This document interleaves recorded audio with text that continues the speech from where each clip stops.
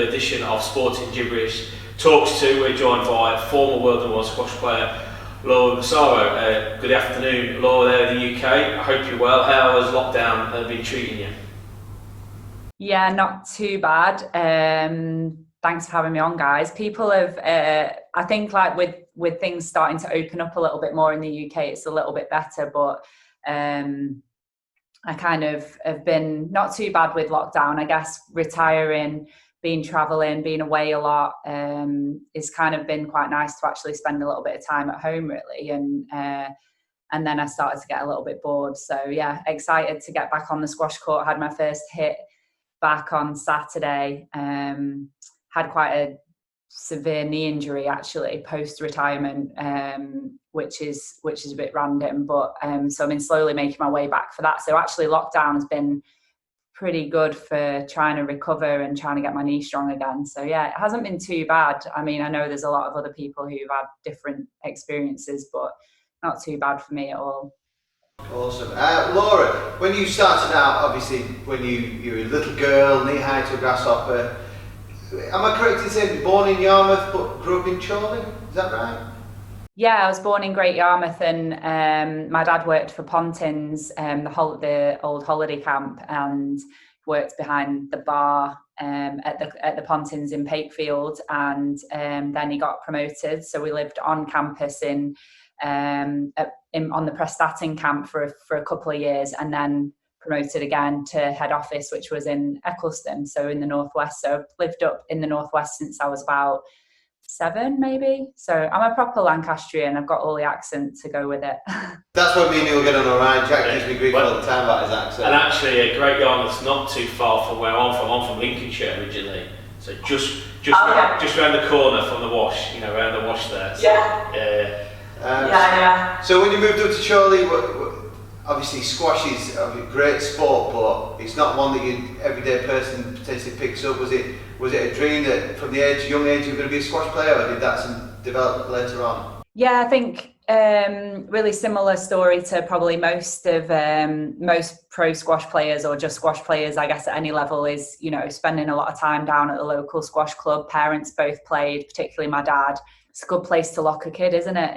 In a four walls kind of square box, shut the door behind you and off you go.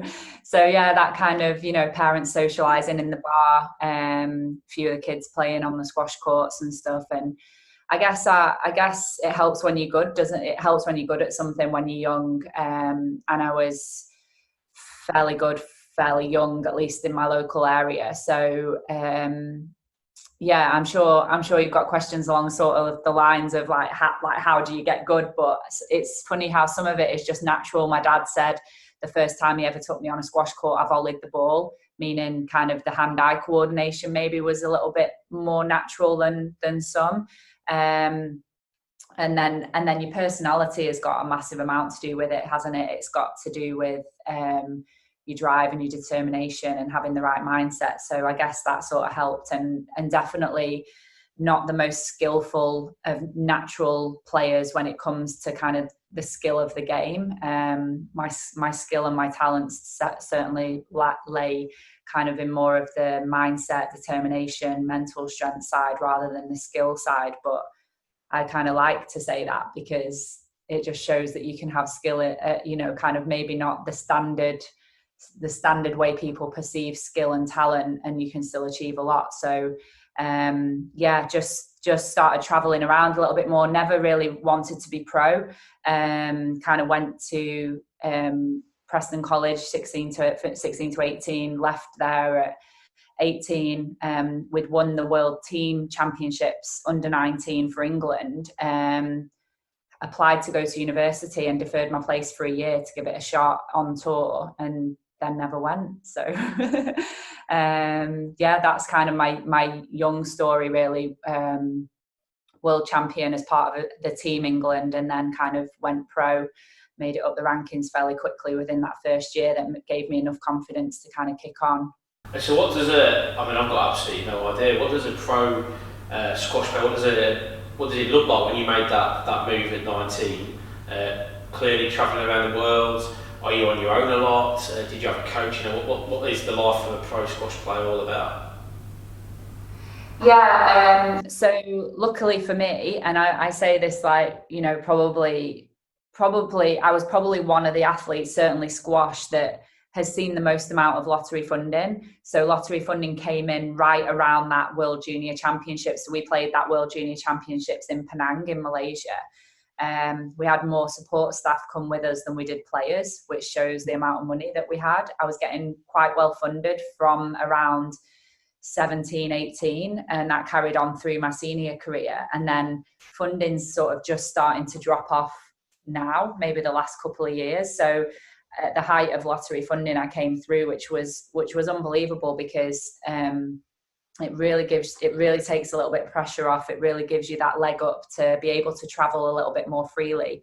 So yeah, I left college and with a little bit of funding under my belt and set off. And the tour itself, the squash tour, runs very similar to the tennis tour in that you sort of play in certain levels and blocks. So the smallest tournament you can play on the main tour is about $5,000 event, meaning that's the total prize fund for the whole draw. And there's normally 16 players in a draw. And the most amount would be the World Championships, for example, which was 2 years ago, was the highest ever, as $500,000. So that's the range of events. So obviously you start off at those $5,000 events and you try and work your way up, 10,000, 20,000, and the higher up your ranking is. Whereas those top ones, the draw extends to kind of the 32, 48 draw. And then obviously you have to be ranked inside the top 32 to even get in that event. And yeah, that's sort of how it works. So off I went, traveling around a few 5Ks, generally sort of staying with families rather than hotels, which is quite tough as well, staying with strangers and traveling. And you sort of just pair up with the other girls really, and you get to know them, and you get to you socialize a lot with them, which makes it hard as well, because then you're also playing them. So it's a tough one, and that definitely changed and transitioned through my career as I started to really try and attack the top of the rankings. That definitely changed, because I felt that you couldn't socialize with your opponents, and that it was almost giving a little bit of your, not necessarily your secrets away, but you when you keep yourself to yourself a little bit more, I think you create a little bit of an aura around you and an unknown factor, which is what a couple of the girls around me were doing. And I know how that felt, and I kind of wanted to give that perception off for myself to the other girls. So it was a choice, and a very much sort of it was a personal choice to go about the tour as a job and attack it as a job, rather than playing it as a job, obviously, but kind of also trying to make friends along the way. And, you know, fortunately or unfortunately, I'll probably only have maybe 2 or 3 people who are probably really class as friends and who I'll keep in touch with now I'm retired, whereas that won't be the case for everyone. My question, I find it very interesting, is you're talking about training and being with these girls day in, day out. Obviously, the understanding is Jack's main sport is cricket and mine was football, so training for us was you're in a team environment, you're very much individual, you're on your own. So how does a training day look like? So obviously you would do your drills and your set skills, but how would it look like? Because I know at some point we'd then be back together as a team and we'd be working on set pieces or formations or shape and things like that. And how many hours a day would you dedicate to training? I mean, it varied a lot throughout my career, but I guess if we talk about what the most successful part of my career, maybe. Yeah, sure. Yeah. So yeah, sort of probably, I guess, leading into that kind of like what I just described a little bit about really focusing in on trying to, like, you know, I'd hung around that top 10, top 12 in the world level for a year or 18 months. And I think it's really important to sort of add that throughout my journey, I got up to a certain ranking fairly quickly. And then I kind of stagnated for a while as well, which I think is a good thing. I think you learn, I think you have to settle in, I think you have to be ready. With squash, it's funny, I guess the same in any sort of individual sport where you're playing on a tour. You break, let's say I break top 25. To break that top 20 level, you have to be beating the players in the top 16 to get the ranking points to kick you above them. Same when you go top 12 in the world's great, but the next ranking bracket above that is top 8 to be seeded to make quarterfinals. And to obviously get top 8 in the world, you have to be beating top 8 in the world, which means having real shots at world number 1s, 2s, 3s, obviously all of them. So yeah, it was a very sort of, I stagnated for a while at that 10, 12 in the world. And I think probably when I pushed on, it was really looking at all parts of my game. So when you talk about kind of how did it look like at my very best, and then from there even higher into the top 4 in the world, say, you were looking at kind of strength and conditioning coach. I had my coach in Harrogate. I had Danny, who I was on court with, for my husband, for those who are kind of don't know. I was seeing a physio really regularly. I had hitting partners. And so it wasn't necessarily even mixing with the girls on tour unless I was kind of in a real need for like a practice match against another woman, because the women play quite differently to the men, obviously. So my week would generally kind of lay out like I'd try and go. My strength and conditioning trainer was in Sheffield. It was brilliant. So I'd try and go over there for a day, generally sort of have a hit in the afternoon at one of the local squash clubs over there to kind of utilize the trip and make the journey worthwhile. Otherwise it was like 4 hours in the car for kind of a 2-hour session. It really changed with him in that he was a squash player. He understood the game. He understood how hard it was. And he knew me as a player from watching me from afar. And we really changed my training from kind of going to, he was like, I want you to be able to go flat out and hang on, rather than like, you're amazing at kind of going at a really steady pace for like a really long time. So that was the change in tactic there. And I'd go over and I just felt like he had my back, and, you know, we were in it together. And then my coach was in Harrogate, so I'd go over there. Generally, I'd go over there with Danny, which was brilliant. He'd video a lot of the sessions, and then we'd come back and we just worked on it. So tough dynamic at home, having a husband who was, you know, part of my coaching team. He had a brilliant relationship with my main coach, like my technical coach, who was in Harrogate. And so then they together would work on a lot of stuff at what I needed to work on and talk about it. And then Danny and I would go on and work on that. And then the good thing for women, I guess, overall, is that you can always train with blokes. You can always get on court and there's always a bloke that's better than you down the road. So I'd be training and hitting with a lot of semi-pro guys or county level guys who were really good for me to have a hit with. Yeah, and then on top of that, you know, talking about nutrition. So it's really hard to kind of put an hourly kind of number on how much I was training, because it really is a 24-hour job. From the minute you get up in the morning, you're preparing your breakfast to get the most out of your morning session. Then you've got your morning session, then lunch, then you're stretching down, then lunch is the same.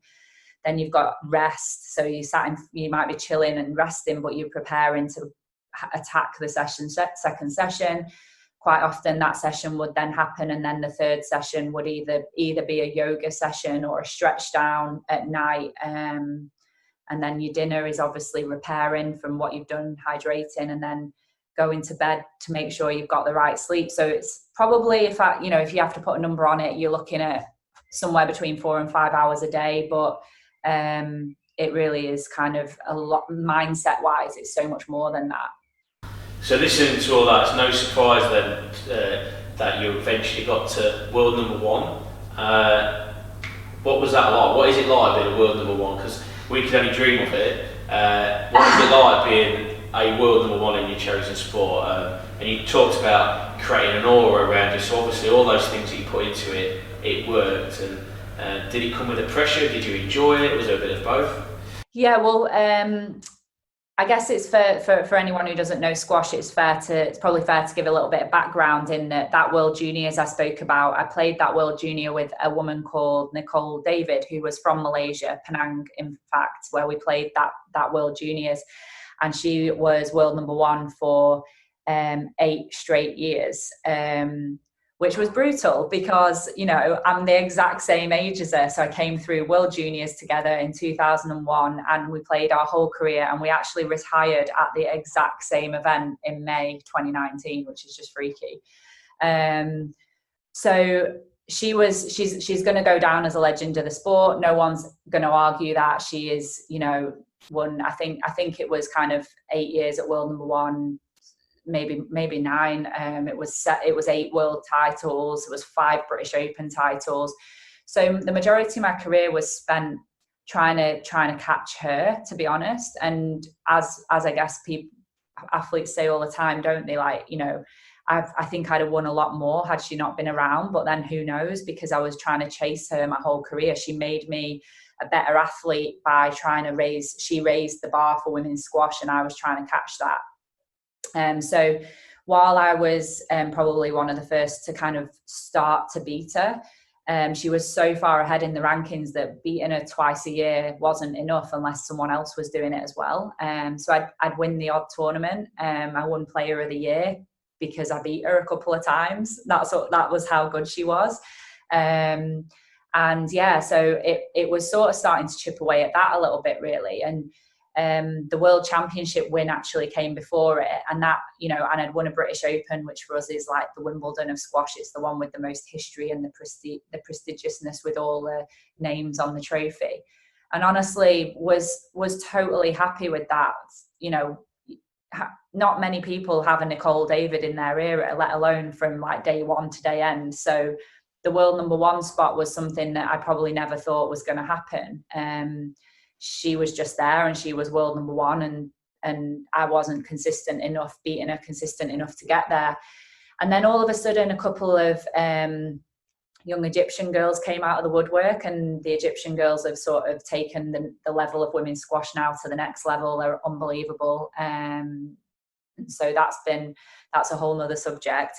But all of a sudden, there was a couple of us that started to get into her, particularly a very young Noor El Shabini, who was super talented and kind of making really major finals even while she was still in the juniors.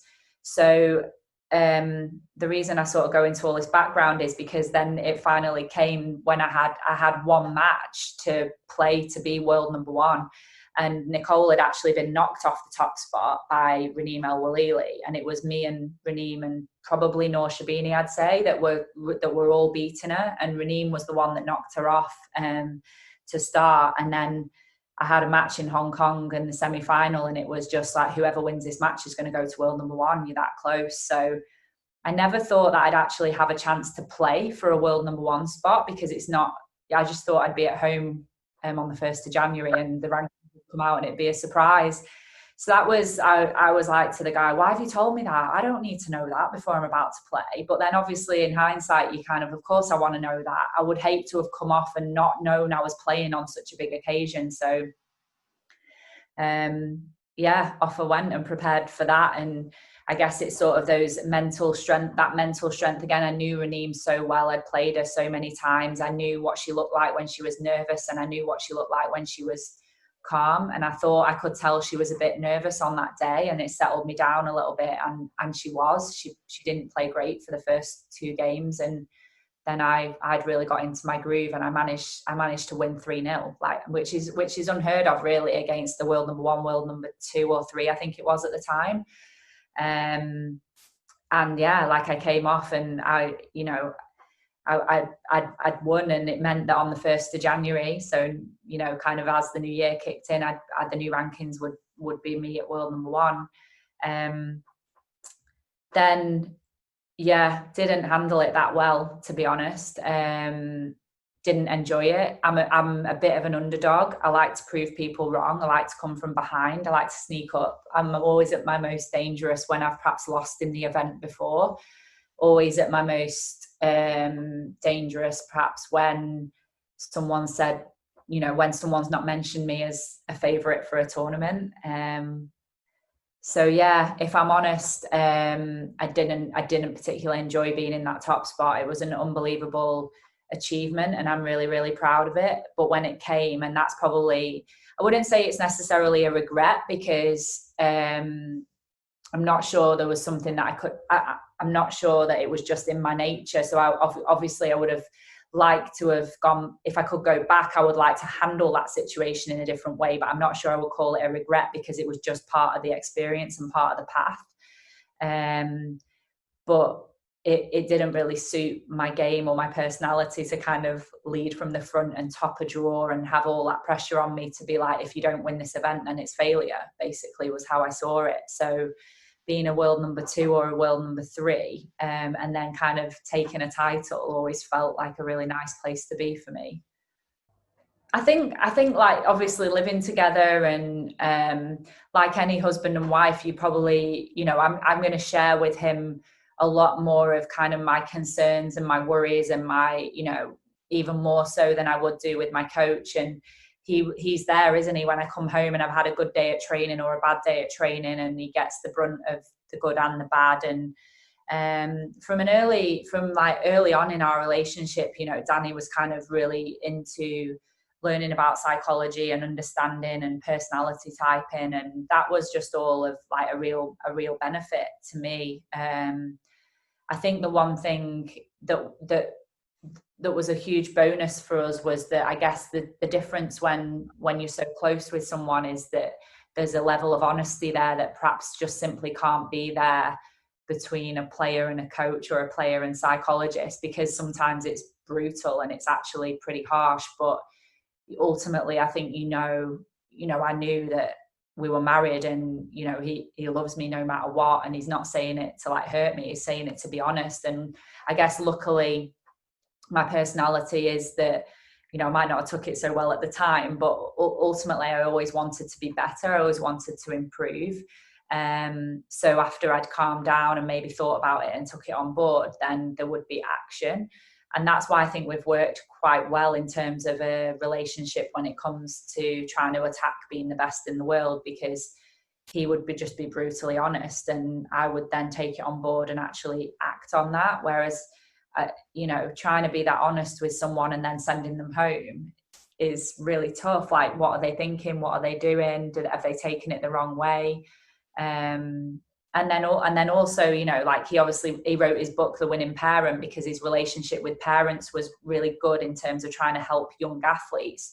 But I think that was how I sort of saw it with us. It was like he understood that relationship with parents and kids, because in a strange sort of way, it was the same sort of dynamic between him and myself. Obviously not a parent and a child, but just that kind of like overbearing, like he wanted it as much as I did, and you stood on the sidelines unable to do anything. It's a very similar dynamic, and you know, he just wanted the best for me. So yeah, and I've obviously had other psychologists, and we've needed to take time away from that. You know, I've needed to see other people because you know I need to kind of have that separation at times as well. But understanding my personality and having him to, you know, I've had a rubbish day at training, what's gone on, and then just like, well, what do you expect if you're going to go to bed that late and eat that and do that, and just that brutal honesty of like, you know,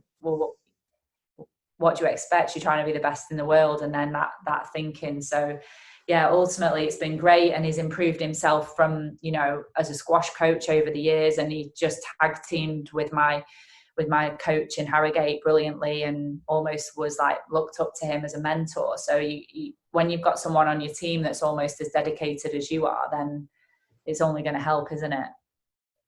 Absolutely. So not away from squash, but away from the pro circuit, looked at the Commonwealth Games. What's that like? Because obviously that must be slightly different to being on the pro tour as an individual. Yeah. Again, not, if I'm being brutally honest, not my favourite events. I love to represent my country. Pulling on an England vest is brilliant, but I'm a fish out of water in all of the events that I played. I couldn't have my coach there. I couldn't have my team around me. I was surrounded by, you know, the team who were friends, and you know, I was part of that team, of course, but I need my, you know, I'm so used to playing with my team around me that I really struggled with that. My doubles actually was probably the best experience from a Commonwealth Games. We don't play squash doubles at any other time other than at the Commonwealth Games, and coming together with Jenny to win 2 silver medals, one in Delhi and one in Glasgow, was so much fun, because I actually did feel like I was playing with a mate. And that was probably my best experience of the Commonwealth Games. I won a silver in Glasgow in the individual as well, losing to Nicole in the final. But I just didn't massively enjoy the experience an awful lot, like being at that village feel and not being able to get out, and it was really tough on me. But from a sporting perspective, to have an event that transcends squash a little bit, you know, where everyone just tunes in, it's actually really weird, because I think Glasgow is coming up to about this time of the year, because Facebook tells me that I've got like all these memories. People are like, I'm watching Laura Massaro play in the final, and good luck, Laura Massaro's on the BBC, and you're like, you don't get that with any other event, because the BBC doesn't show any squash. So you know, that's the thing that the Commonwealth Games gives you. And, you know, going into the BBC studio after you've won your medals with Gary Lineker and the other medalists, and being part of that is something really, really special. But I found the whole experience a lot tougher than perhaps I needed to be. Maybe I was just being really dramatic, but it was more kind of like, I felt like a fish out of water in those sort of environments than anything else. So we're talking about, you obviously, Commonwealth wasn't your be on end all. When you were going around your circuit, you were going across the different international venues. Was there any venues you literally turned up and thought, oh my goodness, what am I doing here? Was there anything like that? Or any interesting stories about any of these events? There's a couple of venues that stick out. The absolute best venues are the one, like the best thing about squash is that you can put a squash court anywhere. It can pop up. It's a 4-sided glass wall that we court that we play on, and the one that everyone always says is Grand Central Station in New York. We put a court in the Vanderbilt Hall, and it's unbelievable. You know, thousands and thousands of people daily walk past the squash court and stop and have a little look. The one for me that stands out as well is the China Open in Shanghai. They put a glass court on the 16th floor of the Peninsula Hotel, overlooking the Bund, which is unbelievable. I mean, it's not only is it up high, but it's the view of the Bund and the whole of Shanghai is pretty unbelievable. I haven't actually played it myself, but there's several events in front of the pyramids of Giza. So, you know, a glass court in front of the pyramids, and the pictures are spectacular. And then, of course, Dubai, in front of Khalifa, and in the Opera House and stuff. It was just unbelievable. So so many cool venues, and there's more. Like, I can literally go on and on and on the amount of places that we've played, but it's pretty special to be able to have an event in those places. So bearing all that in mind, but how difficult the decision was it to retire sort of just over a year ago, or was it an easy decision? Because I know when you listen to other sports, men and women, some find that it was the right thing to do. Other people were always toying with it and sort of almost regret it to a degree. I think when you asked that question, then I was just about to go really easy, like jump in and go really easy, because I was losing and I wasn't winning as much as I wanted to. But it's actually like, and then as you sort of started asking the question, I'm like, what are you on about? It wasn't easy. It was like, for about 2 years, I was just going, am I done? Am I not? Have I got more to give? Is that loss is it just a bad result, or am I just kind of slowing down a bit? You know, and then I'd do really well and kind of get to a semi-final and really get stuck into kind of like the world number 1 or the world number 2 and be like, I'm all right, I'm back. And then I'd lose to someone a bit lower ranked. And that was the thing. So throughout my whole career, I think because of, like I talked about at the beginning, the professionalism that I bring to my training and the mentality of being the best that I can be, and not having so much talent in terms of racket skills. The one thing that has been probably that I'm most grateful for was the consistency in terms of results. It was really, really rare that, firstly, I underestimated opponent. I took every opponent that I ever played really seriously and was always really worried that I was going to lose. And the upside of that is that you very rarely do lose, because you've taken your opponents so seriously, and you've really kind of, you know, looked at a game plan and done it, and the physicality was always there, the work had already always been done. So to start losing to people who were sort of outside the top 13 or 14 in the world, top 15 in the world, was really unusual, and for it to happen kind of a little bit more regularly. I remember one match at the Tournament of Champions where we played on this all amazing glass court, and I'd won my first round, I'd played great, and I went down for my last 16 match, and it was like I couldn't think, I couldn't concentrate, you know, it was all going away from me. She was playing really well, and I seemingly was kind of 1 minute warming up, next minute the match just went a million miles an hour, and I was just back sat in my kit, sweating with my bag in my hotel room, literally going, what on earth just happened then? I don't know what happened. And that was that started to really hit home a little bit more, that it was like, firstly, I don't know what's happening here, why I'm having these results. And secondly, matches just don't go that quickly for me. I can always normally figure something out. So, but then I'd turn up for my next event and have a great event and be like, oh, maybe I shouldn't retire. And it was just so hard. It was really hard. And until I actually just said I'm retiring and I'm doing it on that date, there was always an if in my mind. It was like, I think I've decided I'm going to retire at the end of the season. But in my mind, I was going, yeah, but if I have a couple of good events, I'll be able to talk myself out of it. And until I just went, I'm done, I'm retired, even if I win. And this is where Danny was great too, because he'd be like, you've won a British Open, you've won World Championships, you've got to world number one. Does it really matter if you have one more? Does it really matter if you get another? Is it 3 rather than 2 British Opens, 2 rather than 1 World Championships? Like, you're 35, turning 36, like, you know, come on. And it was sort of those sort of chats that were like, actually, yeah, like, you kind of have to get to a point and you have to go, what I've achieved is brilliant, but it's now time to step aside and let the young ones do it a little bit more. And 36 is pretty old for professional sport. I know people say it's not old, but it kind of is, really, isn't it? And even more so for women too, because of the muscular speed and everything. So yeah, sorry, that was a really long-winded way of saying it was really hard. Like the way we like it. Right, so we've got some inside information. Well, we've got some friends of ours that know you through your squash days. Hannah and Johnny Underhill. Yeah. So he tells me that your brother's also a squash player. He is more of a squash coach. Yeah, he's living in the US now. So I'm going to throw this out there. Who wins, you or him? Is it? What are the odds of him watching this? I'll tag him in later.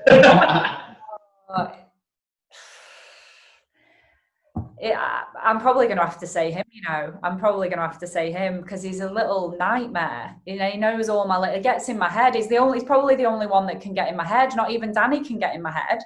That's the thing. So the second part of the question would be interesting. Is obviously, you give your brother one there, we'll let him take that one.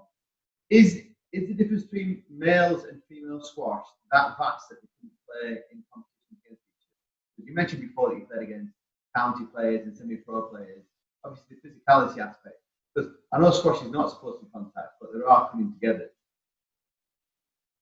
So is it a big difference between the two? Could they ever compete against each other? Yeah, no, it's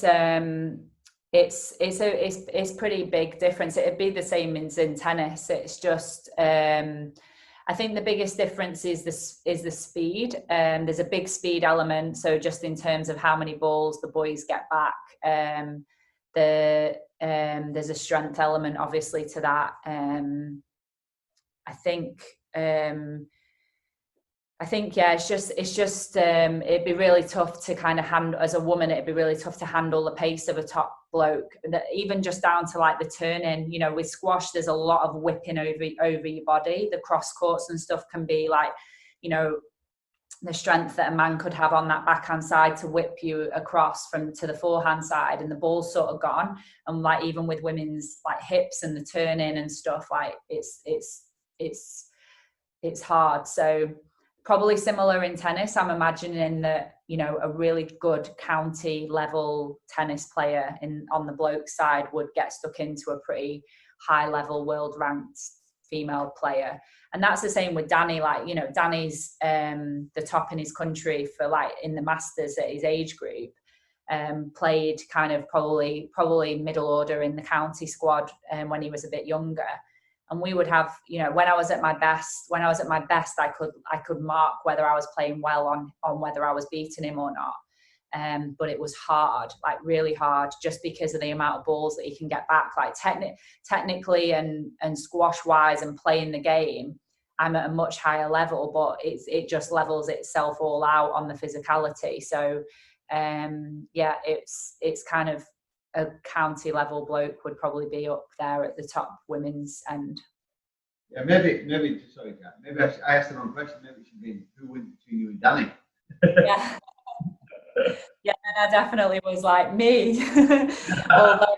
although to be quite honest, the reason my brother could beat me was because he gets in my head and he plays me as a woman. He flicks me and he turns me and he annoys me and he plays the exact way that I would hate. Whereas Danny plays more like me and I can get in his head. So I can like pull the faces in like, you're not getting dinner later if you start this. Whereas yeah, with my brother, it wasn't like that as much. So it's tough, isn't it, to kind of compare. No, I have played a bit of squash because I find it really good my cricket skills. Even though I bat left-handed, I play racket sports with my right hand. So I'm quite good on my backhand basically. But really, what I was going to say was, I've been hit by a squash ball. I've been hit by a cricket ball. I've been hit by a squash ball. They hurt. So have you had any sort of freak injuries or bad injuries from being hit by a squash ball? Clearly, you're going to be playing an environment that a lot faster than when I'm playing. Yeah, generally it's not too bad. I mean, you know, at the pro level, you're obviously really you're more likely to get hit with someone who isn't as good, really, because they're not as in control of the ball. But doubles is an absolute shocker, obviously. You said that earlier. I can't envisage that. Actually, I didn't even know. The court's wider by like a metre, say, each side. So it's significantly wider, but there's no strokes. So whereas in squash, if you hit a really loose shot and you impede your opponent, you get the point. In doubles, they very, very rarely give strokes. So people are just more likely to hit the ball and you might be stood right there. So yeah, I've been drilled a couple of times in doubles and, you know, dead legs, people flying into the back of your calves and all that sort of stuff. But I see now I'm retired, I see the cricketers on the local pitch here and I'm like, I quite fancy giving that a go. And Danny's like, I reckon I could middle the bat and give it a little go. He's like, nah, you'd be out left, right and centre. And then I see a ball and how fast it comes down and I'm like, oh. It's all hand-eye. Like you said before. Yeah. I actually started playing after I'd broken my wrist actually one summer. So in the winter to get some strength back and I hate running, so it was just more like a I really enjoy it. But, yeah, beforehand, no, but backhand's not too bad. Well, yeah. Hey, look, if you ever end up back out here, Laura, we'll take you out with Jack will play at squash, and then I'll ball a few balls at you. You can have a quick I made that just like. I just need someone to give me a go, see whether I can actually do it before I, you know, trunch on down to the cricket pitch and go, come on then, I'll be part of the team. The only thing is when you're batting, you have to stand around a lot, don't you? I've got a nice little bowling machine at school. It just does 99 miles an hour. We'll just stick in front of that and see how we get on. My question is, obviously, now you're retired, what's the plan for Laura Massaro? What's she doing now and what's the plan for the future? Well, I think I'm, you know, finding that I'm really passionate about coaching and helping. Probably partly understanding a little bit more about the game now that I'm on the other side of it, and I can actually, you know, almost debrief what actually happened in my career and the bits that you needed. And I went in, you know, I've been retired a year now, so I went in all guns blazing. I'm like, just do this, you know, in my head, I didn't say this, but in my head, I'm like, if you just do this, and this, you'll you'll be fine. And I'm perhaps like learning a little bit that I didn't, you know, until I'm sort of saying to you guys and like starting to understand that I maybe didn't give myself enough credit for the talent that I had been in the monotonous day-to-day kind of like following of programs. And I've sort of started to realize within my coaching that it's maybe not as easy for people to do as I thought it was. I'm not saying it was easy for me. I'm just saying that I almost found a little bit of comfort in having my whole week laid out and just following it. And for me, it was easy. It was like, if it's in front of you, you just do it. But the more I speak to other players, it's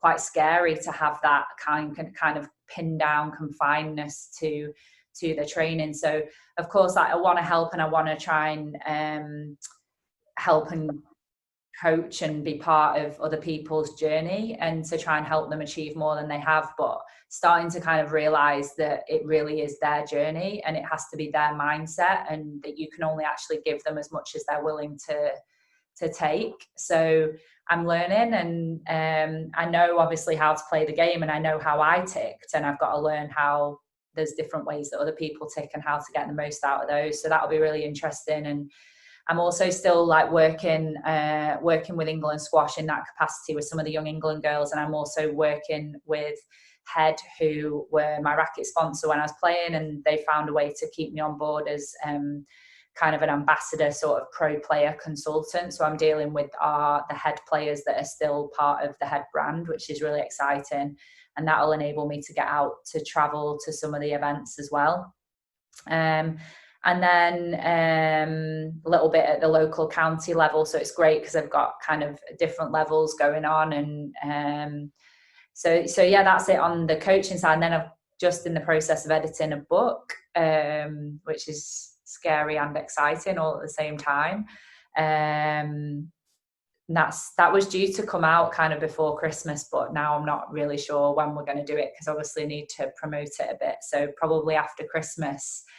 Some of the stories that, you know, maybe I've kind of touched upon here, and, you know, particularly the proving people wrong stuff. I think that is a really big part of it for me, and getting under the skin of that a little bit, and also the, you know, just kind of making the most of situations. And everybody always just thought how mentally strong I was. So I think in the book I kind of want to go into, you know, you can't, that obviously I did a really good job of giving that, you know, being that person who was mentally strong, but that wasn't always the case. And I think sometimes you can just help. I'd love to know that a 15, 16-year-old, 14-year-old had picked up the book and taken something from it. That's what I think when I pick up an autobiography, I want to learn something from them, or nick a trick or something like that.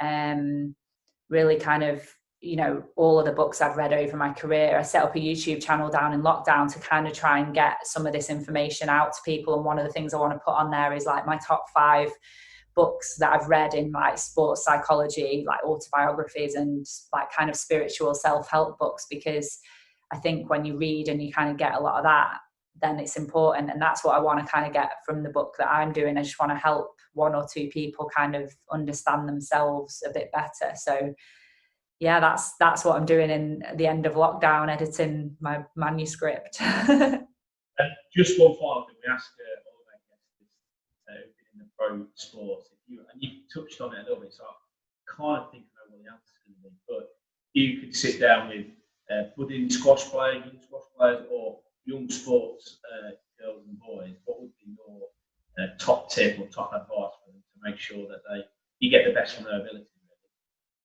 Well, actually, yeah, probably not something I've touched upon, but and this might come from a little bit of kind of me not doing it as much as I hoped, but especially now in this day and age, the one thing that I would just say to kids in any sport is 2 things really. One is just watch and copy, and just, you know, whatever sport you're in, get a favorite player, watch them, copy them, pretend to be them, have fun, practice different shots, just have that freedom on court. And the second one is kind of practice on your own.